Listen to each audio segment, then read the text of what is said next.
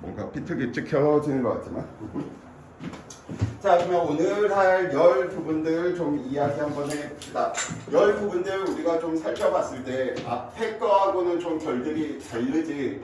왜냐면 물리가 우리는 위치 찾는 문제였었다라고 하는 거에서 출발하다 보니까 모든 게 다 위치 찾는 거였었단 말이야. 그래서 우리는 무엇에 대한 내용들, 거리라고 하는 녀석들을 공부했었고, 변이라고 하는 녀석들 공부했었고요. 근데 빠르기를 가지고 있는 녀석들의 위치 찾으려고 살펴보았더니 속력이라고 하는 녀석과 속도라는 녀석을 찾아서 우리는 무엇을?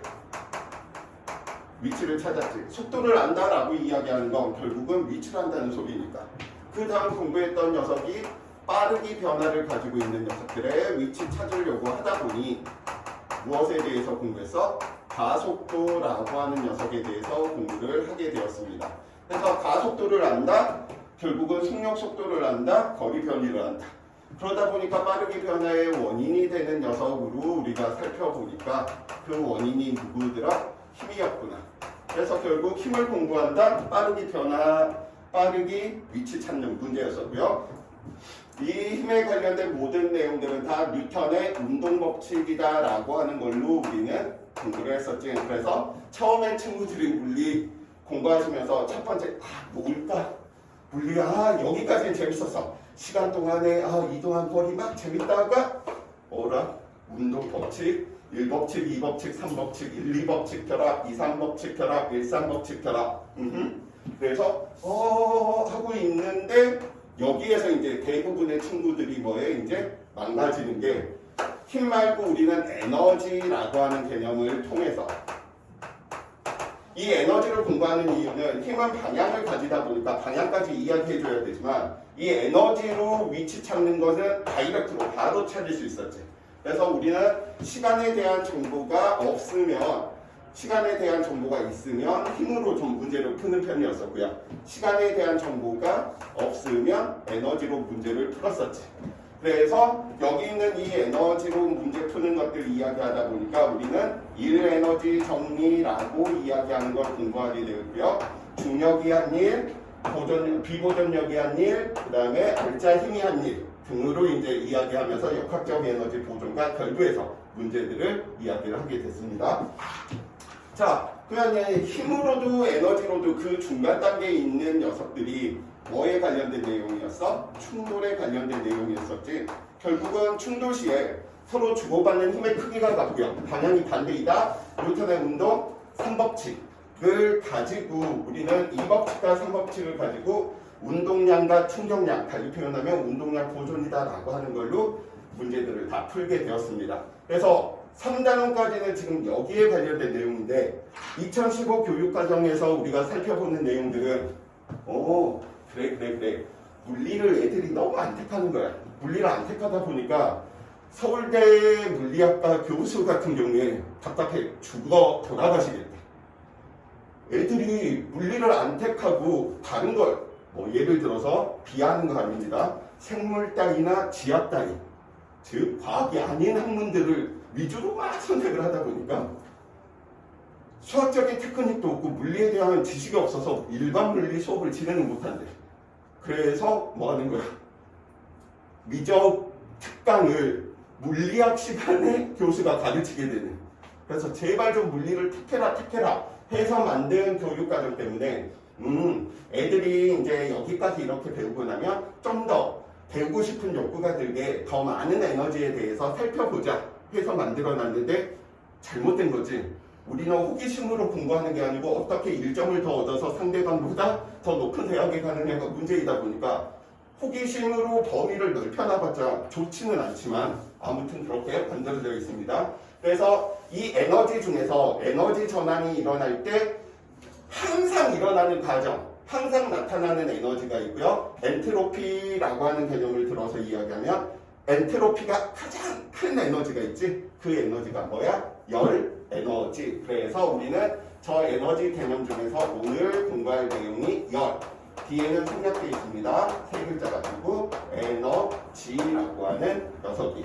그래서 모든 과정에서 나타나는, 달리 표현하면 엔트로피가 가장 크고요. 최종적인 에너지의 형태는 항상 무엇이다? 아, 열이구나 라고 하는 이 개념에 대한 것을 공부하게 될 테고요. 이 다음에 우리가 또 하나 만들어 둔 게 이 에너지, 열 에너지를 공부하게 되면 이제 우리가 특수 상대론이다 라고 이야기하는 녀석을 공부하게 되는데 그 특수 상대론은 패러다임을 그냥 바꿔버린 거야. 지금까지는 항상 무슨 생각들을 했냐? 다음과 같이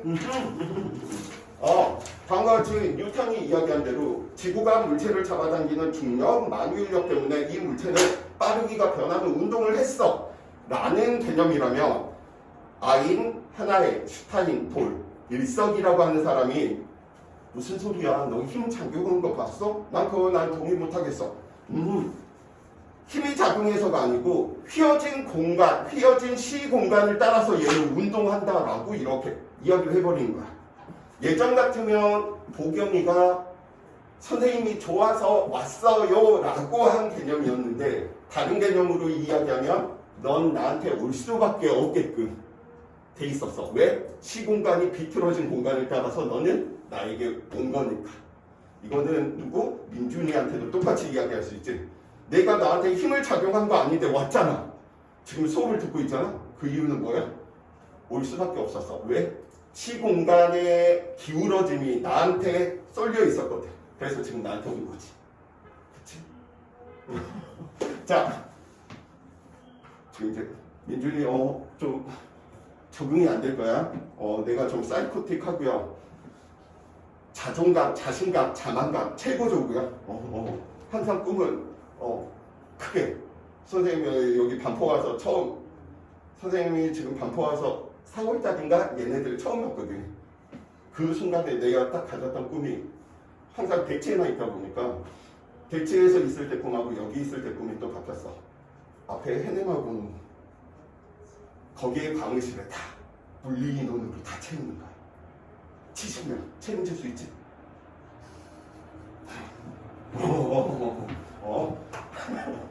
자, 두 번째, 이제 그러한 패러다임이 바뀌다 보니까 이전에는 예를 들어 질량을 가지고 있는 녀석들이 운동을 하는 이유는 힘 때문인데 그 힘이 누구라는 거야? 중력이라고 하는 힘 때문이다 라고 이렇게 이야기를 했었고요. 전하와 전하들 사이에 작용하는 힘 때문에 전하들이 뭐 하는구나? 운동하는구나. 전기력 이런 식으로. 근데 시대가 흐르다 보니까 이거 아닌 것 같아. 설명이 다 안 돼. 그래서 누가 이야기하는 거야? 아인슈타인이 다음과 같이 이야기하는 거지. 질량과 질량은 힘을 주고받기보다는 여기에서 무슨 힘이 미치는 공간으로 중력, 장이 미치는 공간에서 시공간의 비틀어짐을 그냥 운동하는 거야. 그러다 보니까 전하와 전하들 사이에 운동하는 까닭도 어떻게? 전기장이다라고 하는 전기력이 미치는 공간 때문에 공간이 변형된 거야. 그 변형된 공간을 따라서 뭐 한 것이다? 운동한 것이다. 라는 새로운 관점으로 위치 찾는 문제가 무엇이구나? 상대론이구나. 특수 상대론. 그래서 열도 우리 눈에 보이지 않지만 특수 상대론에 대한 것들은 보통 빛의 속도 0.6시에 가깝도록 달리 표현하면 3 곱하기 10의 8승 m/s가 빛의 속도인데 그거의 60%니까 1.8 곱하기 10의 8승 m/s 정도가 돼야지 그 효과들이 미비하게 나타난단 말이야. 우리는 체험할 수가 없어. 그걸 체험할 수가 없다 보니까 뭐 해야 돼? 받아들여야 돼. 선생님이 민준이한테 이 새끼 잘생겼네? 했는데 옆에 보경이가 아닌데요? 이렇게 이야기하는 게 아니고 그래 잘생겼는갑다 이렇게 받아들인 거야. 우리 보경이 예뻐요 라고 했는데 옆에서 아닌데요? 이렇게 이야기하면 안 된다고. 보경이 예뻐 이렇게 그냥 받아들이는 게 필요한 단어이다라는 거 꼭 좀 생각을 해 두시고요. 자, 그러면 오늘 선생님이 열 에너지에 대한 열에 대한 내용들을 이제 이야기를 하고 아마 기말고사 범위가 아마도 여기까지지 않을까. 혹시 서초도 과정 1년이지? 물리 관심 없어? 혹시 물리 말고 다른 거 뭐 선택했어? 화학하고 지구. 화지. 그래도 화학 선택한 친구 멋있네. 자, 그러면 이제 오늘 열 에너지라고 이야기하는 녀석들 이제 좀 한번 살펴봐 봅시다. 저 열들을 이야기하는데 이거 아마 학교 프린트를 이제 좀 봐야지 저 내용들을 좀 이야기해 줄 수 있는데 얘도 이렇게 좀 마인드맵을 좀 그려봅시다. 열이다라고 이야기하는 녀석. 그래서 이 열이다라고 이야기하는 녀석들을 살펴보기 위해서 첫 번째 가장 먼저 하는 게 있지. 그리고 물리 양들을 약속하는 거. 왜? 역학 부분도 우리 배울 때도 거리 변이, 속력 속도 이렇게 물리량들 약속하는 거하고 똑같아. 그래서 그 물리량들 중에서 우리가 좀 내신에서 필요한 부분들, 열량이라든지 학교마다 나올 수도 있고 안 나올 수도 있지만 그냥 다 한번 이야기 한번 해봅시다. 비열이다라고 이야기하는 녀석, 연용량이다라고 이야기하는 녀석, 그 다음에 온도라고 이야기하는 녀석 등등등 한 이 정도 이렇게 좀 살펴보도록 하고요. 친구들이 오개념이 가장 많은 게 이 물리량들 중에서도 온도이다 라는 거. 그러면 온도부터 한번 이야기 한번 해볼까? 저 온도를 우리가 어떻게 정의하느냐? 물체의 차갑고 뜨거운 정도를 수치화.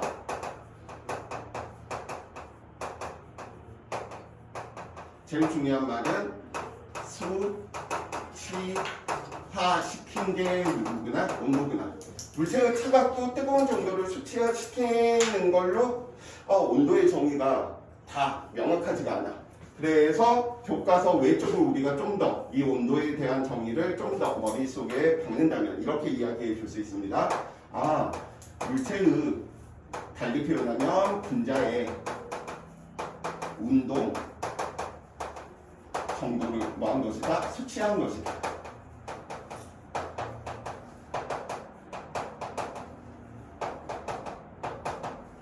그래서 다음과 같이 이미지로 좀 그리면 분자의 운동 정도를 우리는 화살표로 나타내면 이 녀석은 이렇게 나타내고 이 녀석은 이렇게 나타내져 있다. 만약에 그냥 우리는 누가 이 녀석이 무엇이구나? 고온. 이 녀석이 누구구나? 저온. 이러한 표현들을 쓰시면 되겠습니다. 선생님 근데 왜 물체의 차갑고 뜨거운 정도를 수치한 걸 또 분자의 운동 정도를 수치한 것으로 이렇게 해주셔야 돼요? 왜냐면 뜨거움에는 상한선이 없어. 이 말인즉슨 1000도, 만도, 2만도, 3만도, 4만도, 100만도 에너지를 공급해서 열에너지가 많아서 계속해서 늘릴 수 있단 말이야. 근데 물체의 차가운 정도는 10도, 마이너스 10도, 마이너스 100도, 마이너스 1000도, 마이너스 2000도 이런 식으로 안 내려간다는 소리인 거야. 왜?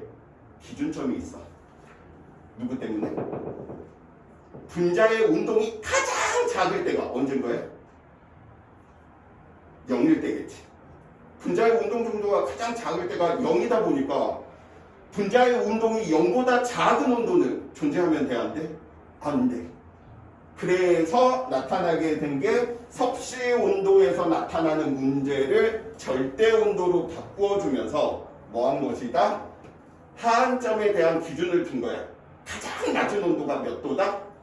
분자의 운동 정도가 0일 때보다 낮은 온도는 있을 수 없다라고 이렇게 이야기를 해놓는 것이랍니다. 그래서 우리는 항상 온도 이야기할 때 1기압하에서 섭씨 온도 같은 경우에 우리가 어떻게 정의를 하게 됐었지? 다음과 같이 물의 어느 점을 기준 물의 끓는 점. 그래서 끓는 점 얼마만큼? 100도. 어느 점 0도. 이렇게 만들어 둔 녀석이 무슨 온도였어? 섭씨 온도. 그래서 몇 등분해 놓은 거구나? 1기압에서 물의 어느 점과 끓는 점을 100등분해 놨구나. 무슨 온도? 섭씨 온도. 근데 예전에 뭐 요즘은 알코올 온도계 이런 것들 많이 쓰지만 예전에는 수온을 많이 썼어. 온도계로. 왜 수온을 많이 썼을까? 온도 변화에 따른 선팽창이 선형이야. 비례관계라는 거야.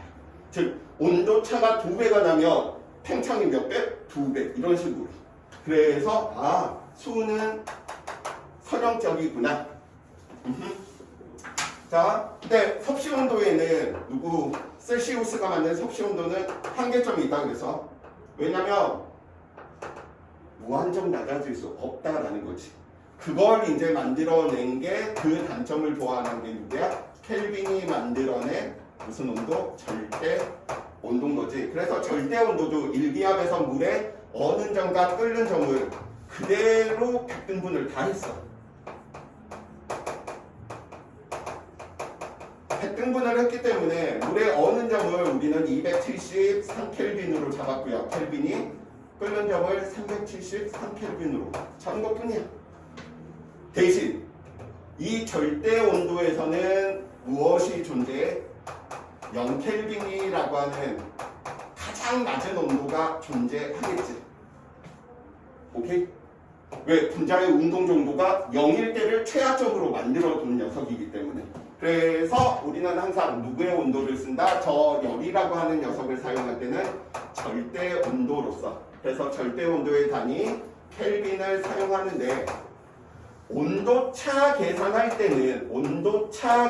때는 섭씨 온도나 절대 온도나 둘 다 백등분이잖아. 그러니까 온도차 계산할 때는 섭씨 온도를 써도 되고 절대 온도를 써도 된다는 사실. 근데 온도를 이야기할 때는 항상 누구로 사용해야 된다? 절대 온도로. 차이는 섭씨와 똑같지만 온도 계산할 때는. 그래서 예를 들어서 친구들이 화학에서 배우고 있는 가장 많은 것 중 하나 PV는 nRT 한번 이야기 한번 해볼까? 그럼 이때 T는 누구를 써야 된다는 거야? 절대 온도를 써야 된다는 거지. 섭씨 27도로 나와 있으면 27을 넣으면 된다 안 된다? 안 되고요. 몇 도? 300을 써야 된다는 거지. 왜냐면 얘와 얘 사이 관계들을 이야기하면 절대 온도는 그 관계가 어떻게 보입니까? 절대 온도는 273에다가 해당하는 섭씨 온도를 더해주면 될 테니까. 오케이? 그래서 이러한 부분들. 근데 이게 만약에 온도 변화를 나타내면 이때는 둘 다 써도 무방해. 차이는 똑같을 테니까. 등분이 똑같으니까. 중간중간에 질문들이 있으면 그냥 바로 이야기 좀 해주세요. 그래서 이쪽 부분은 원래는 보통 어디에서 많이 나오냐면 이 온도와 관련해서 수시 면접에서 굉장히 좀 과학논술에서 만약에 물리를 택했다. 그러면 서강대, 그 다음에 한양대 이런 데에서 굉장히 좀 많이 나오는 형태들이 이 온도하고 관련해서. 그래서 주로 출제되는 게 갈릴레이 온도계. 그래서 제작시 주의사항 어떤 원리로 작용하는지 이제 이러한 부분들. 그래서 아마 수시 준비하는 친구들 같은 경우에서는 온도에 관련해서 좀 공부를 좀 많이 해두셔야 된다라고 이야기해 줄 수 있겠고요. 계속해서 이야기 한번 해봅시다. 물론 학교에 따라서 만약에 좀 고전틱하게 이야기하면 우리는 파렌하이트가 만든 화씨 온도도 이야기하겠지. 화씨 온도 그냥 참고로만 알아두세요. 화씨 온도. 화씨 온도는 일기압에서 물에 어는 점과 끓는 점을 몇 등분 한 것뿐이야? 180등분 한 것뿐이야. 섬세하다라고 이야기해 놓을 수 있겠지. 그래서 아마도 유럽 여행이나 미국 여행 하다 보면 엄마들이 무슨 실수를 하냐면 보일러 온도가 30으로 있으니까 매우 뜨겁구나 하면서 뭐 해버리는 거야? 온도를 낮춰. 그럼 굉장히 춥지. 왜? 그 온도는 섭씨 온도가 아니고 화씨 온도로 표현되어 있다 보니까. 자, 그래서 온도에 대한 내용 한 이 정도 이렇게 머릿속에 넣어주시면 좋을 것 같고요. 계속해서 한번 이야기 한번 해봅시다.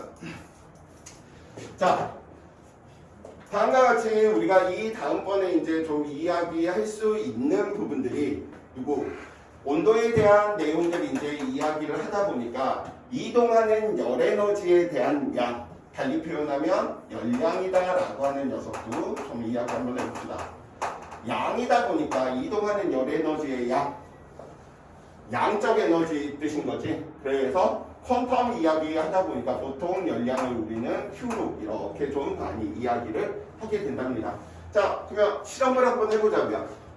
라면 한 개를 끓이는데 50도까지 온도를 올리는 거하고 100도씨까지 온도를 올리는 것 중 언제가 에너지가 더 많겠어? 100도지. 그래서 온도 변화가 뭐하면 뭐할수록 크면 클수록 이동하는 열에너지의 양이 뭐하는구나 커지겠구나 라고 이야기해 줄 수 있지. 100도씨까지 끓이는데 라면 한 개하고 라면 2개 끓일 때 언제 에너지가 더 많이 필요해? 라면 2개 끓일 때지. 이 말은 라면 2개 끓이기 위해서는 물의 질량이 2배가 돼야 된다. 결국은 질량이 뭐하는구나? 비례하는구나. 비례식을 등식으로 만들어주기 위해서 필요한 녀석이 누구야? 비례상수이고요. 저 비례상수를 우리는 비열 이렇게 이야기할 뿐입니다. 열량의 비야. 비열. 중학교 2학년 때 배운 전기와 자기에서 우리 비저항, 저항의 비, 비자가 들어가면 다 비야. 거의 대부분이. 그래서 열량의 비가 물질마다 뭐 하는 거야? 다른 거야. 그래서 비열이 커버리면 무슨 일이 벌어지겠어? 같은 에너지를 받는다라고 한다면 온도 변화가 작겠지. 비열이 작으면 온도 변화가 크겠지. 같은 에너지를 받을 때. 자, 그 다음에 또 비열과 질량의 곱을 우리는 또 무엇이다 라고 이야기하느냐? H로 좀 표현하고 열, 용량 이렇게 좀 이야기를 한답니다.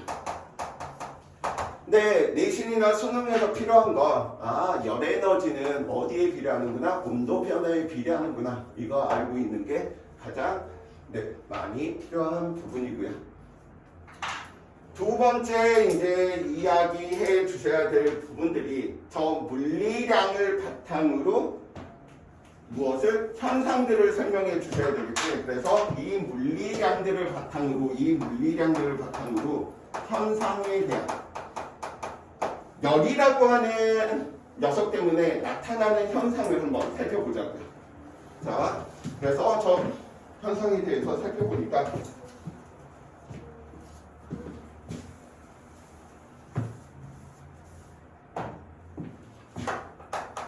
열받으면 무슨 일이 벌어지는구나. 첫 번째, 온도 변화가 일어나는구나. 열이 이동하고 열이 빠져나가거나 들어오게 되면 온도가 증가하거나 온도가 감소하는 일들이 생기는구나. 두 번째, 무슨 일이 벌어져? 열받았어. 상태가 변하는 거지. 누구? 온도 변화는 없지만 얼음이 물로 되는 과정에서 그치? 상태가 변하는구나. 상태 변화.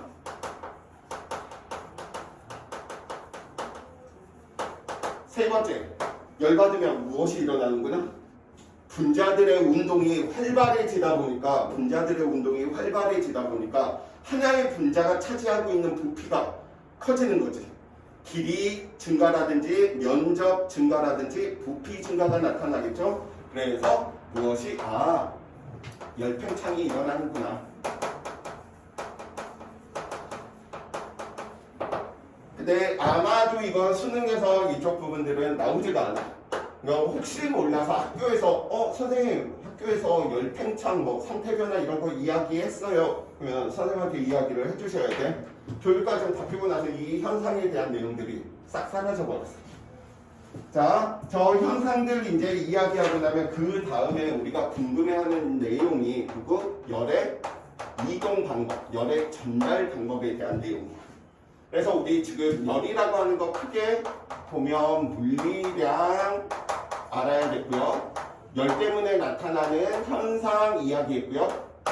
열의 이동 방법 공부하고 있는 거지. 그러니까 이동의 방법에는 몇 가지가 있구나.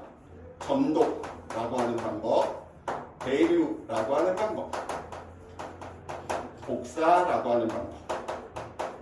그래서 열의 이동 방법도 그럴 리는 없겠지만 다음 논술을 택하시는 친구들한테 단골 메뉴로 잘 나오고 있는 부분들이 점도, 대류, 복사에 대한 내용들. 근데 이것도 교육과정 바뀌면서 쓱 사라졌어. 쓱 사라지더라도 얼마 전에 반포고 이런 데 보니까 학교에서 마찰력을 사라졌는데도 수직학력, 마찰계수 이야기를 하더라고. 학교들마다 조금씩 뭐 특징들이 있는 거니까. 그래서 선생님 이 내용 나왔어요. 그러면 그때 좀 설명을 해주고요. 지금 우리는 물리량 정도 온도가 무엇이었는지, 열량이 무엇이었는지, 열량과 온도 변화의 관계가 어떻게 됐는지 이 정도만 우리가 알고 있더라도 좀 편안하게 이야기해 놓을 수 있겠다. 자, 그러면 이제 바로 넘어가 봅시다. 도대체 저 열 때문에 나타나는 현상들 공부를 했단 말이야? 열은 왜 생기지? 저 열이라고 하는 게 도대체 뭐지? 궁금하겠죠? 그래서 그 다음에 공부하는 게 우리는 누구?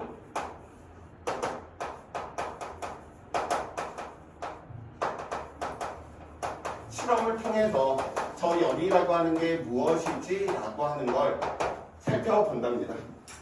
저 열 때문에 나타나는 녀석인데 결국은 열은 분자들의 운동 때문이더라. 근데 고체나 액체는 열을 받더라도 분자의 운동이 크게 이렇게 바뀌질 않아. 근데 기체 같은 경우에서는 열을 조금만 주고받더라도 운동 자체가 너무 크게 변해버려. 그러면 현상이 더 잘 보이겠지. 그래서 어디에 국한하는 거야? 기체에 국한해서 배우는 거야. 그럼 열은 왜 생기는구나? 기체, 분자, 운동 때문이구나.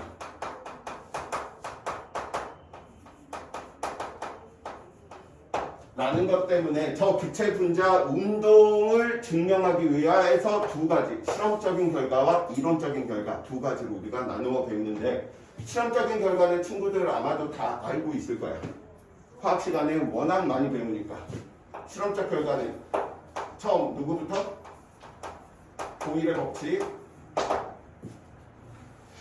보일의 법칙 이야기하다 보니까 누구? PV는 뭐 하는구나? 일정한 값을 가지는구나. 대신 통계 변인이 있어야 되겠지. 온도가 뭐 있을 때? 일정할 때.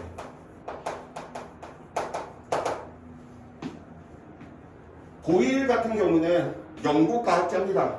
근데 영국하고 항상 대립되는 나라가 있어. 우리나라하고 일본처럼. 섬나라하고 대륙하고 항상 싸움은 붙어. 누구일까요? 어느 나라일까요? 프랑스. 영국하고 프랑스 뭐 장미 전쟁 100년 동안 하잖아. 얘네들 막 살펴보면. 몇십 년도 아니야 얘네. 그래서 영국 국왕이 프랑스 국왕한테 이제 자랑하겠지. 야, 너네 이런 거 과학기술 되냐? 진짜 이 대륙에 천 따위 막 그래버리면 프랑스 국왕 빡치겠지. 프랑스 국왕이 빡치면 프랑스 과학자들을 쪼겠지. 이 밥벌어지 새끼들아, 너네는 뭐 하고 있어? 빨리 만들어내! 하면서 이제 막 하겠지. 그래서 만들어낸 게 새로운 건 없어. 다 모반이야. 그래서 누가? 샤를의 법칙을 만들어내게 되는 거지. 샤를이 보니까 결국은 압력과 부피와 온도 사이의 관계를 보일이 이야기했는데 조작 변인, 종속 변인, 통제 변인을 바꿔버린 것 뿐인 거지. 그래서 샤를의 법칙은 어떻게 우리가 이야기해 놓을 수가 있겠어? 무엇이 온도와 부피는 뭐 하는구나? 일정 하구나. 온도가 커지면 그만큼 분자의 운동이 활발해지니까 기체 분자가 차지하고 있는 부피가 그만큼 커지는구나 라고 이야기해 줄 수 있지. 얘는 누구를? 얘를 통계 변형을 쓴 것뿐이야. 그래서 둘이 맨날 쳐싸우니까 옆에 국가들이 야 그만해 둘 다 잘났어. 그래서 만들어낸 게 뭐야? 보일, 샤를의 법칙. 그래서 누구? 온도와 압력과 부피 이 녀석들이 항상 뭐하더라? 일정하다. 이렇게 이야기해 놓을 수 있겠네. 이 보일 샤를의 법칙을 이제 우리는 좀 더 들여다보니까 이상기체 상태 방정식, 관계식 이제 이야기하는 녀석이지. 화학 배우신 친구들은 이제 그 유명한 P, V는 얼마, N, R, T 라고 이야기하는 녀석을 보게 될 겁니다. 어때 민준이? 이상기체 상태 방정식 공부했지? 어디 대답 하나 볼까? 이 이상기체 상태 방정식은 뭘 의미해?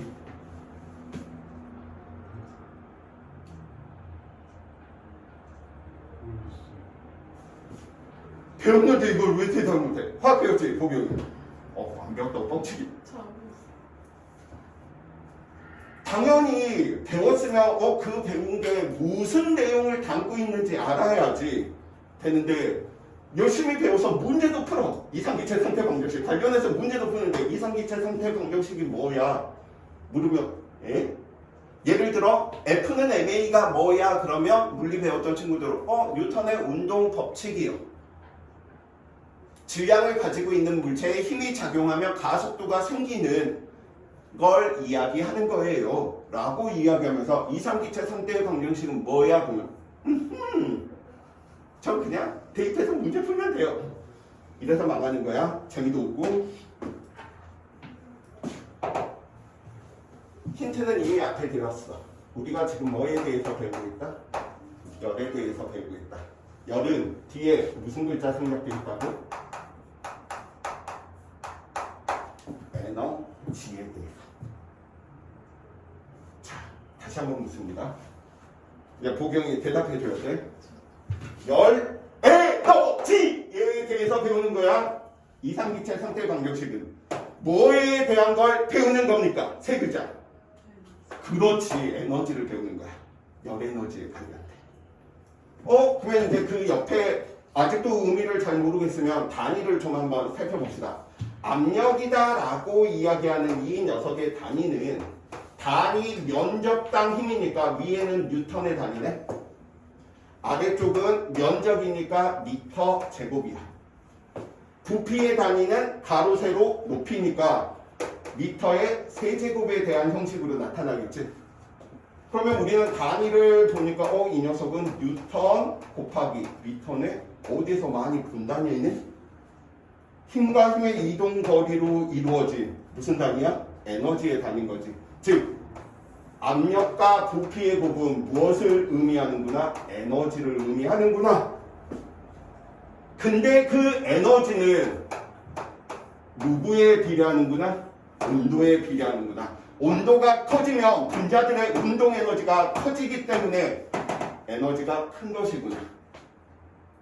그래서 PV는 nRT에서 에너지는 어디에 비례한다? 온도에 비례한다. 이걸 실험적 결과 보일 샤를에서 이제 만들어낸 것들 머릿속에 넣어둬야 될 내용입니다. 자, 그러면 이론적인 결과로 온도가 에너지에 비례한다라고 하는 걸 살펴보면 실험적인 결과와 이론적인 결과가 둘 다 에너지가 온도에 비례한다는 걸 보였기 때문에 얘는 맞는 말이 되겠지. 그래서 이론적인 결과로서 이 녀석도 살펴보니까 이론적인 결과 여기다 쓰자. 이론적인 결과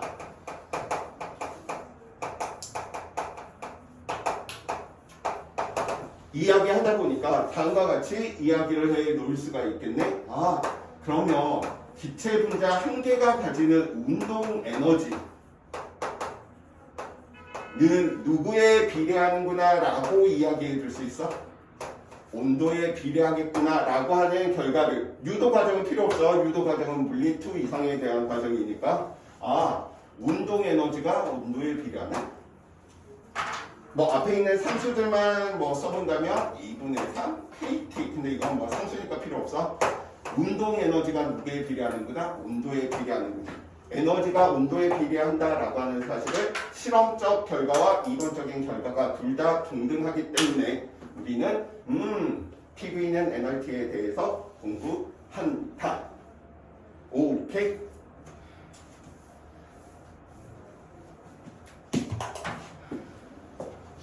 세 번째, 물리량 현상 이동에서 우리 물리량 살펴봤고요. 기체 분자 운동에서 실험적 결과, 이론적 결과 가 에너지는 온도에 비례한다라고 하는 걸 살펴봤어. 이제 마지막 하나 남았어. 에너지가 온도에 비례한다라고 하는 저 사실을 모든 열을 주고받는 경우에 뭐 하는 거야? 다 쓰고 싶은 거야. 그걸 일반화 시켜둔 게 무엇이야? 열역학 법칙. 그래서 열역학 법칙 바로 들어갑니다.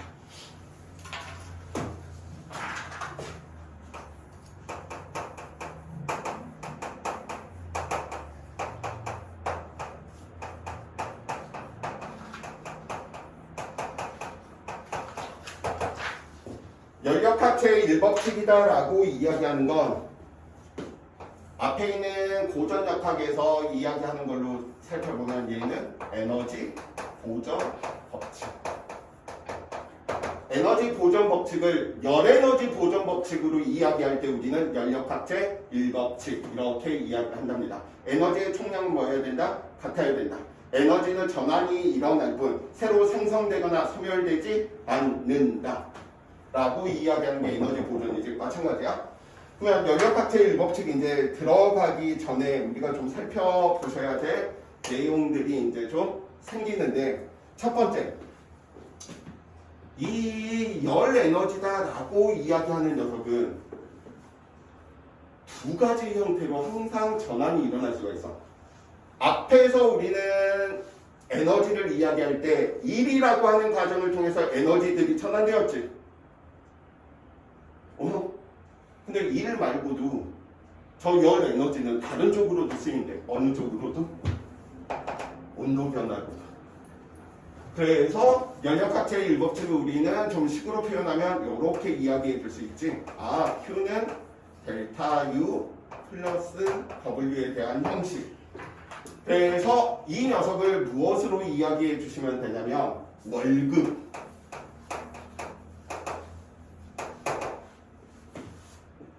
들어오거나 나가는 돈이야. 근데 그냥 월급이라고 생각을 하자. 그럼 이 녀석은 저축이야. 이 녀석은 소비에 대한 개념이야. 사람마다 받는 월급도 다를 테고요. 이 월급을 저축과 소비에서 다 비율들이 다르겠지. 열역학 과정에서도 마찬가지야. 다 똑같이 일어나는 게 아니고 어떤 녀석은 월급을 받아서 다 소비로 쓰고 어떤 녀석은 월급 받아서 다 저축으로만 쓰고 어떤 녀석은 저축과 소비를 골고루 하고 어느 녀석은 친구들 같은 케이스지. 경제적인 관점에서 돈을 벌고 있지 않는 학생들은 백수지. 월급이 없는데도 쓰는 경우들이 생겨. 그래서 그러한 과정들 네 가지에 대한 과정들의 이야기가 등합과정, 등적과정, 등온과정, 단열과정 이 네 가지에 대한 에너지 출입에 대한 내용들을 우리가 뭐 하겠다? 살펴보겠다. 자, 그럼 첫 번째 저 일이다라고 이야기하는 녀석부터 한번 이야기를 한번 해봅시다. 저 일이다라고 이야기하는 녀석들을 살펴보다 보니까 다음같이 이상적인 피스톤 안에 이상 기체가 들어 있었대요.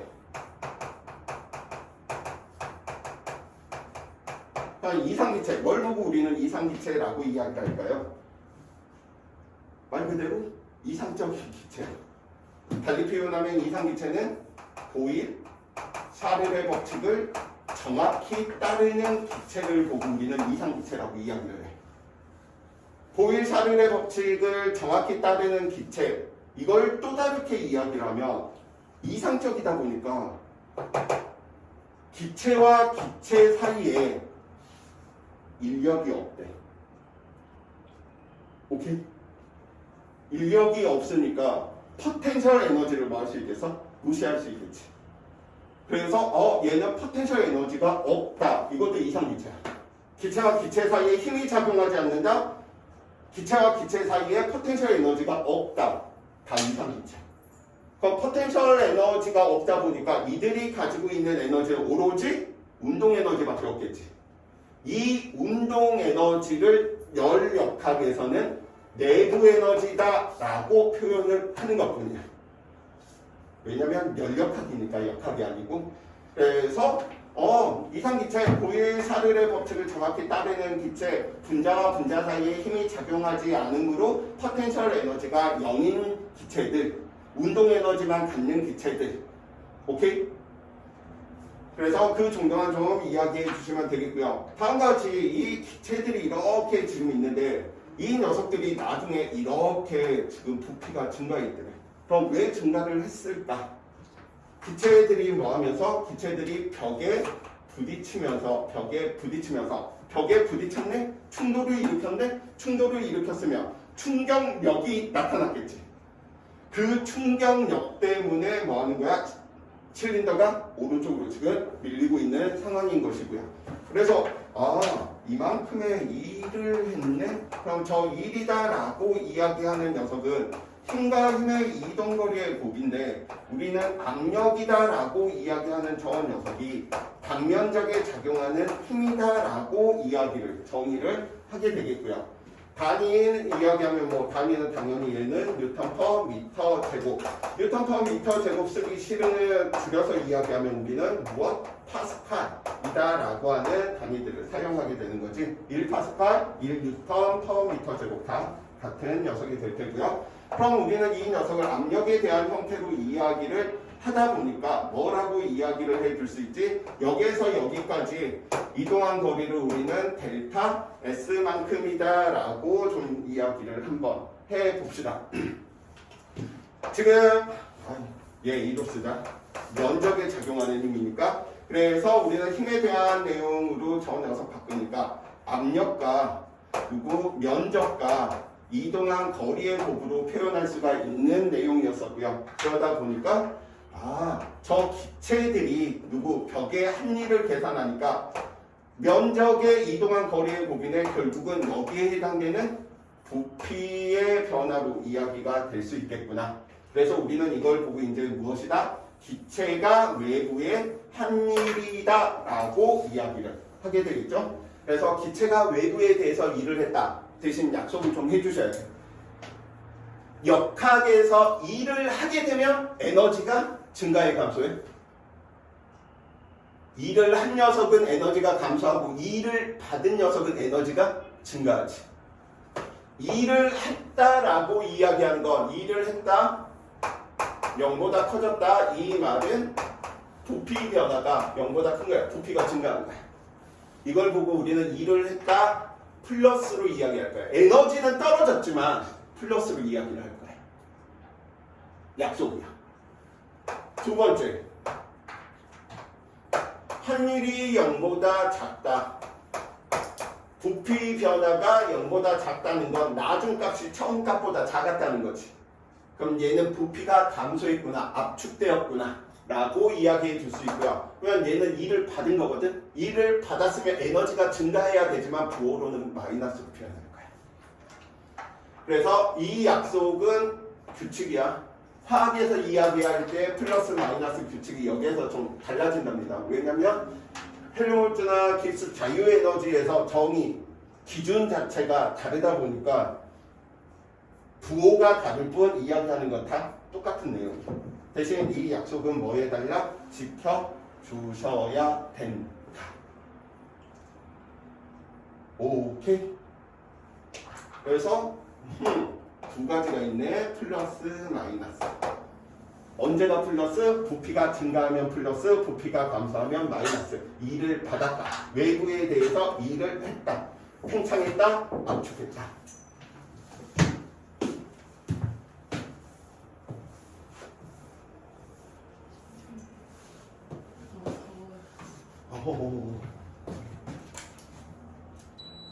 야, 근데 이제 외부에서는 마스크 벗고 다녀도 되는 거 아니냐? 그치? 근데 다 쓰고 다니네?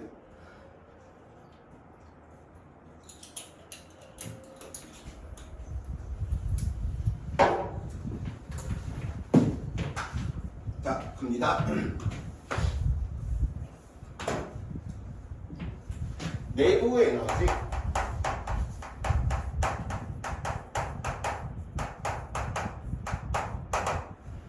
저 내부 에너지다라고 이야기하는 건 우리가 보통 이제 U로 이렇게 표현할 텐데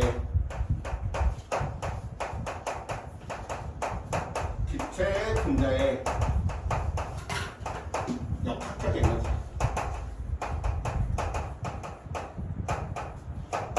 기체 분자의 역학적 에너지인데 우리는 이미 이상 기체로 이야기를 하다 보니까 이상 기체들은 포텐셜 에너지가 얼마가 되는구나, 0이 되는구나 라고 이야기했지. 보일-샤를의 법칙을 뭐 하니까 정확히 따르니까. 그러다 보니까 이 녀석이 0이야. 이 녀석이 0이니까 우리는 이걸 보고 무엇으로 이야기하자? 내부 에너지. 그럼 내부 에너지는 달리 표현하면 기체 분자의 운동 에너지구나. 이해됩니까? 자, 그럼 기체 분자 한 개의 운동 에너지, 기체 분자 한 개의 운동 에너지. 기체 분자 한 개의 운동 에너지는 얼마? 2분의 1 mv 제곱만큼. 비례 상수는 필요 없습니다. 그냥 모양 예쁘게 만들어내기 위해서 선생님 비례 상수는 2분의 3 k 이야기할 테고요. 기체 분자 한 개의 운동 에너지는 에너지는 뭐에 비례하는구나? 에너지는 온도에 비례하는구나. 온도가 4배 되면 기체 분자의 운동 에너지는 몇 배? 4배. 기체 분자의 속도는 몇 배? 2배. 이런 식으로. 기체 분자 N개 또는 N몰의 총 에너지, 총 내부 에너지, 역학적 에너지.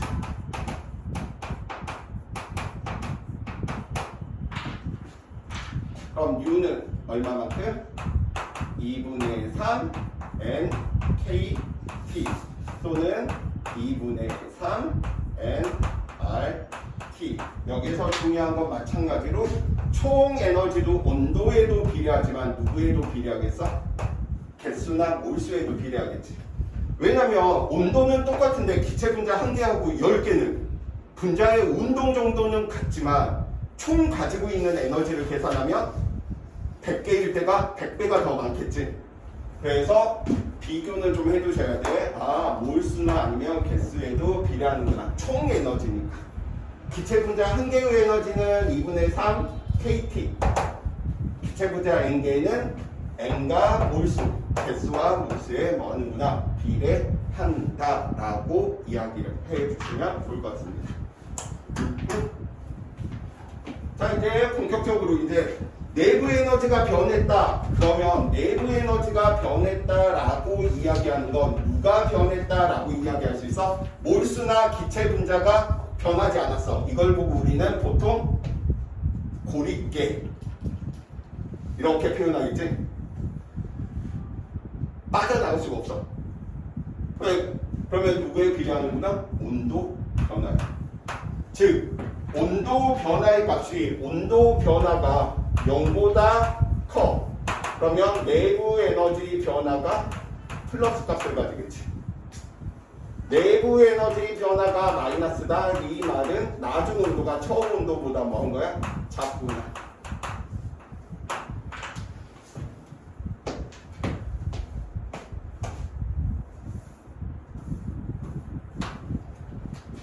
앞에 역학 부분을 배울 때 우리가 제일 많이 썼던 것 중 하나가 BT 그래프였지. BT 그래프에서 모든 정보가 다 잠겨 있었잖아. 그러면 열 역학에서 가장 중요한 그래프는 무슨 그래프일까요? PV 그래프겠죠. PV 그래프, 달리 표현하면 에너지를 나타내는 것이니까. 선생님, 그러면 왜 열 공부할 때는 힘에 대해서 이야기 안 하고 계속 압력이라든지 다른 물리량으로 이야기해요? 기체 요소가 너무 많잖아. 그걸 하나하나 힘들을 다 고려하면 대가리가 너무 아프다는 거야. 그러니까 뭐 하는 거야? 에너지를 계산해서 분자들이 어떤 운동 상태인지 어떤 상태인지 위치를 우리는 뭐 하는 거야? 찾아내는 학문이 열 역학이다 라고 이야기를 해줄 수 있습니다. 자, 공부해 봅시다. 예를 들어 이제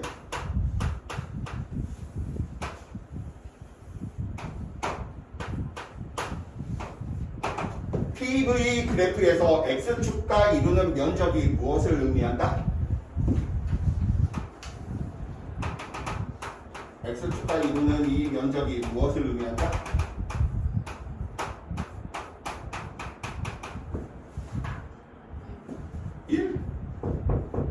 그럼 얘를 2를 한 거야 받은 거야? V1에서 V2가 되었다면 2를 한 거지. 부피가 증가했으니까. 2를 했으니까 부호가 플러스야 마이너스야? 플러스지.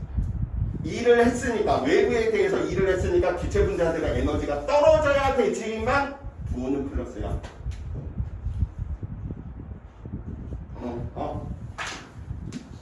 그래서 얘는 한 2를 의미하는구나. 빠방 1번에서 2번이 된 거야. 자, 그럼 1번 지점의 온도를 우리는 T1이라고 하고요. 2번 지점의 온도를 T2라고 이야기해 봅시다. 온도가 어디가 높습니까? 어디? PV는 nRT에서 얘 상수니까 나오고요. 얘 일정하네? 그럼 누가 더 높아? T2가 온도가 높지. 자, 대답해 주세요. 1번에서 2번이 되면 2를 했으니까 기체 분자들이 가지고 있는 에너지가 뭐 해야 돼? 2를 했으니까 감소해야 되잖아. 근데 오히려 온도가 증가했네? 기체 분자의 에너지가 더 증가했어. 왜 증가했을까? 왜?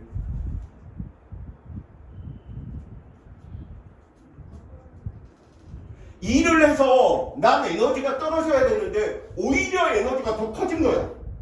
왜?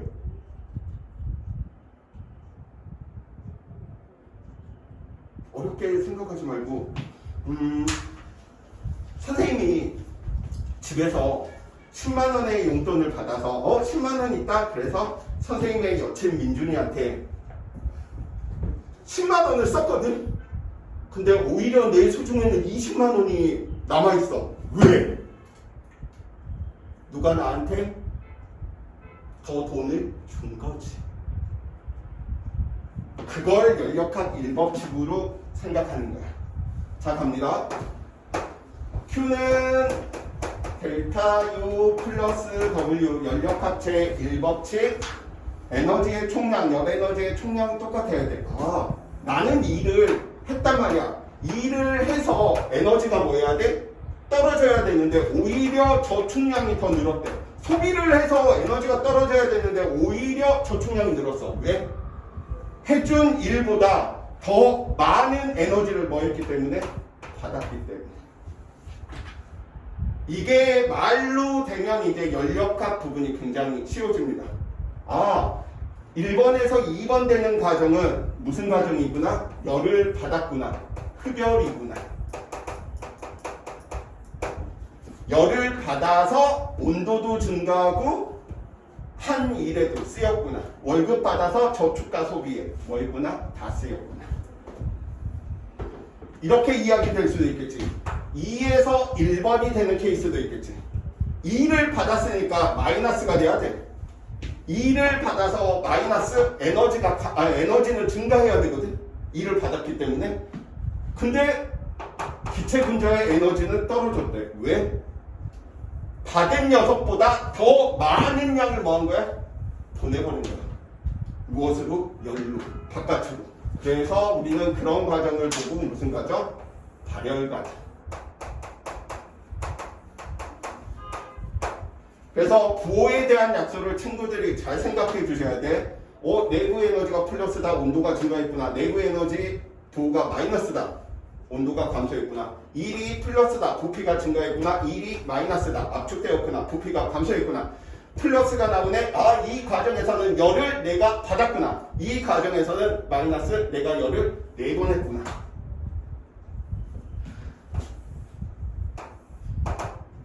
이게 자유자재가 되면 연력학 법칙은 굉장히 쉬워집니다.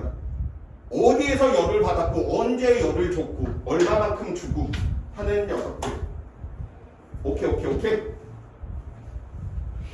자, 그냥 잠깐 쉬었다가 이야기 해보는데 왜 우리 보경이는 절레절레 흔드시죠?